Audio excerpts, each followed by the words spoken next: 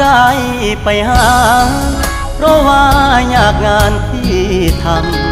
ำบ่ได้ใจ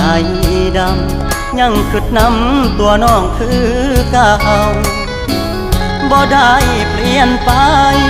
หัวใจอ้ายยังห่วงเจ้าบ่ได้ปล่อยให้เงาเสาร์อาทิตย์ติดงานโอทีได้แต่โทรหาน้องคงจะไม่ว่ากันบ่เคยเปลี่ยนพันสัญญาหากมันคนดีบ่ได้กักมีกิ๊กบ่ได้หลีกสัญญาที่มีย้อนงานยุ่งอีหลีคนดีอย่าเครียดอายเด้อขอหาสุมือเจ้ามาคือน้อยใจเฮ็ดหยังหยุดงาน